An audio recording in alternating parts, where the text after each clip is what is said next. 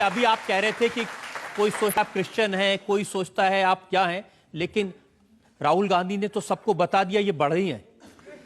देखिए, Jesus Christ भी बड़ा ही थे, आप जानते हैं?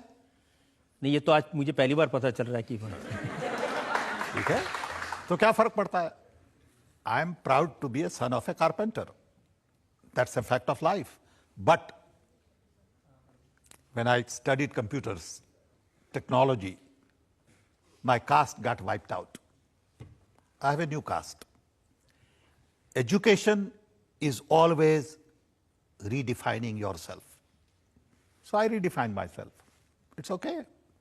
But I can't forget that I am indeed a proud son of a carpenter.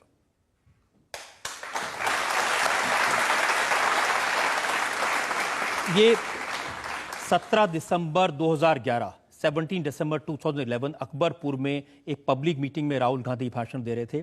उन्होंने कहा 20 साल पहले राजीव जी ने जब मोबाइल फोन लाने के बारे में सोचा तो कौन लाया? सैम पिट्रोडा। उन्होंने कहा आप जानते हैं ये कौन है? ये कारपेंटर है, ये बड़ई हैं, ये ओबीसी हैं। Very good. I'm proud of it. What's the problem? Problem ये है कि वोट लेने के लिए आपको बड़ई बता रहे थे पब्लिक को। No, I don't think. I don't think so. I think you see, Indian media always looks at with a twist because they have to sell newspapers. The message, according to me, was if Sam, as son of a carpenter, can do it, you can also do it. That was the message. उसके थोड़े But दिन if you बाद want to twist it, you can twist anything. 31 जनवरी 2012 आप Congress party का जो vision document deliver किया जा रहा था कानपुर में, उसमें मौजूद थे उस स्टेज पे। आपने अपने आप एक बार नहीं, दो बार नहीं, 3 बार कहा कि भाई मैं बड़े का बेटा हूं, जैसे आज आप कह रहे हैं आई am proud. Of course I am proud. और फिर बीबीसी ने कहा ये है ओबीसी का poster boy. Not true. Not true. Do I look like a poster boy? लेकिन आम तौर पर यह माना जाता है कि चुनाव के वक्त में जब इस तरह की बातें कहते हैं तो फिर आज नरेंद्र मोदी कहते हैं मैं पिछड़ी जाति का हूं। ठीक है, बोल दिया। ठीक पहले है, कभी नहीं बोला। ठीक है तो बोल दिया ना, तो जस्ट बी जनरस यार। तो उनके बारे में हम यही कहते हैं कि अब आप पिछड़ी जाति के वोट लेने के लिए अपने आप को बता रहे हैं। ठीक है, तो कहने दो, क्या फर्क पड़ता है? नहीं तो वोट को कुछ फायदा होता है इससे? या नहीं होता? तो वही लेट देम फाइंड आउट ना। Let them find out, they will learn.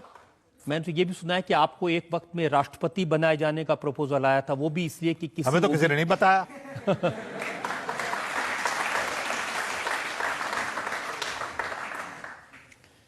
लेकिन मुझे खुशी इस बात की है कि आप अपनी रूट्स को नहीं भूले हैं और एक साधारण परिवार से आके आप इस लेवल तक पहुंचे, ये आप इसके लिए जरूर बधाई के पात्र हैं। धन्यवाद। जनता में जो लोग सवाल पूछना चाहते हैं, या आप सेकंड रो में। हाँ। सबसे अच्छी बात ये लगी कि आपने एक्सेप्ट किया बढ़ई के बेटे हैं और इतनी ऊंचाइयों तक आप पहुंचे हैं। तो इसके पीछे ऐसा कौन सा टर्निंग पॉइंट था जो हम सबको भी इंस्पायर कर सके? Hard work, solid work, 16 hours a day, 7 days a week, no substitute.